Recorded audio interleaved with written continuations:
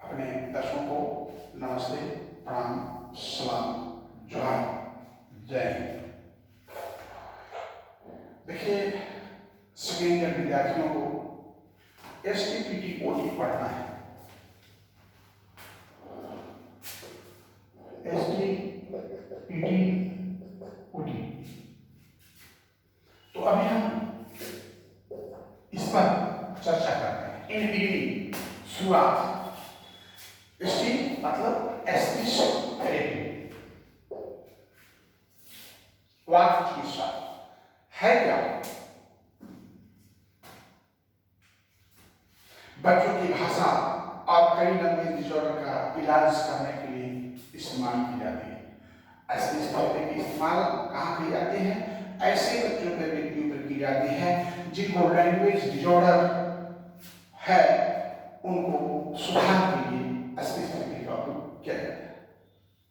चलिए, process of speech therapy. अब जो हम स्पीच थेरेपी कैसे दें, बहुत ध्यान से सुनने की चीज है। अगर ढंग से इसको सुन लिए तो स्पीच थेरेपी जो है ये ऐसा नहीं है सिर्फ इंटेलेक्चुअल लेवल में ही होता है, ये हमारे सामान्य बच्चों में भी होता है। और लोग बोलते हैं अरे चलो बच्चा है, थोड़ा उतली भाषा में बोलता है, नकला को बोलता है, हकला को बोलता है, ये ठीक हो जाएगा।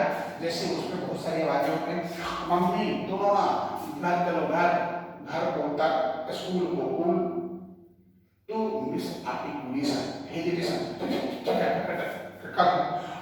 आपसे मेरे नोडल है आने मुझे ना भाई नाम हम देखें कर देंगे।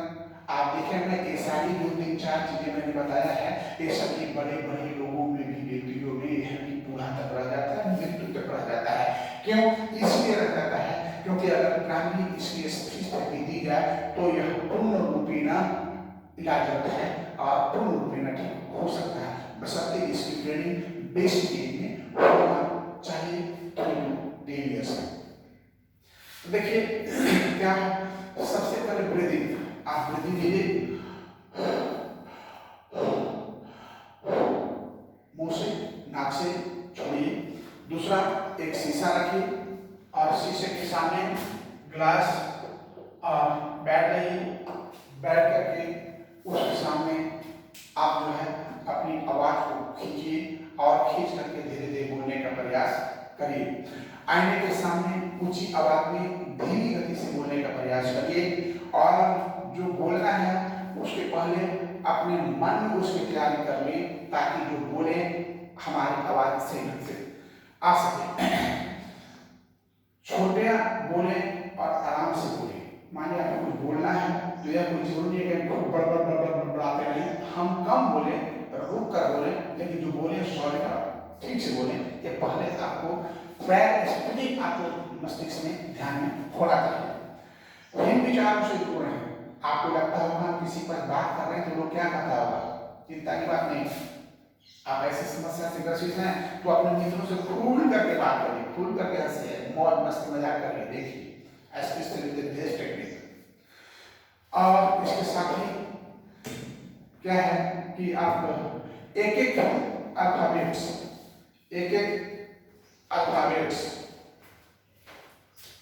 पहले भावेल A-I-O-U जो वर्ड आसान से उच्चारण कर सकते हैं। इसके बाद एक एक वर्ड्स को आप चेक करिए। A initial, A initial like Anil. A middle, ऐसा समझना एक मिडिल में है। A final, initial, middle, final. माने एक आपके समझना है जो एक प्रारंभ में आ गया और एक बीच में है और एक फाइनल है। अगर ये तीनों आप एक उच्चारण कर दिए, इसका मतलब ever full and final spelling in alphabets A. This is the process of speech therapy. After that आप जो है इसको वर्ड बनाएंगे, word, then you make sentence. यहाँ एक सिस्टम होता है simultaneous speech therapy, simultaneously एक पर एक।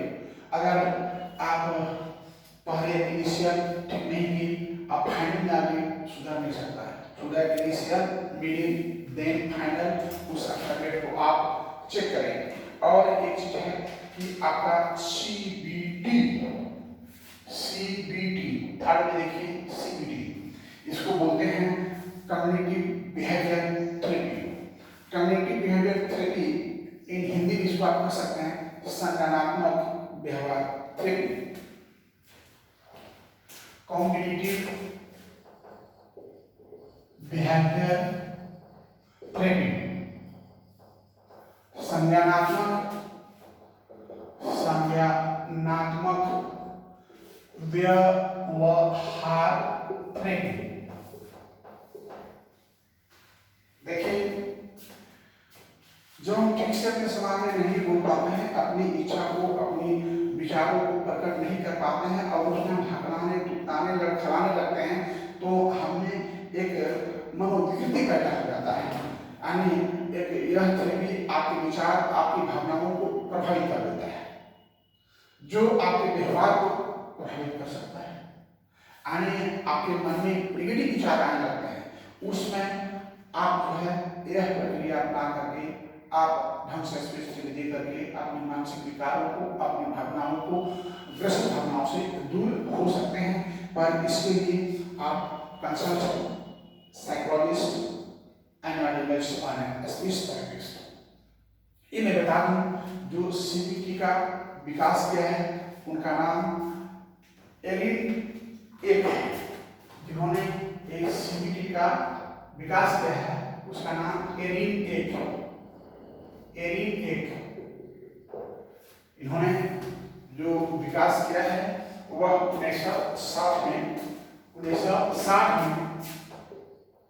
इसका विकास किया है, CBT का, कॉग्निटिव बिहेवियर थेरेपी। चले एक बार और हम इस पर आ जाते हैं। नंबर 1, स्पीच थेरेपी क्या है?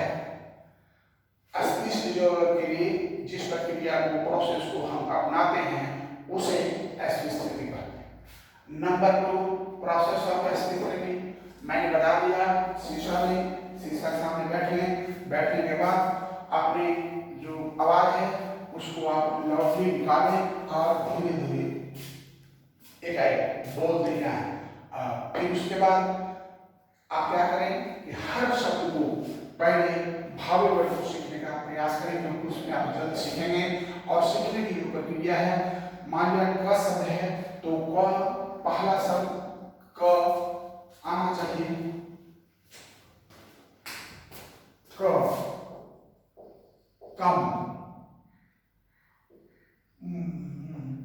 मकर, अमुक।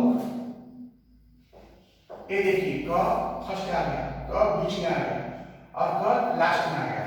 ये हो गया इनिशियल, मिडिल और हो गया फाइनल। तो इस तरह से शब्दों को आपको चेक करना होगा। आप देखेंगे धीरे धीरे आपका स्पीच डिसऑर्डर सुधार हो जाएगा।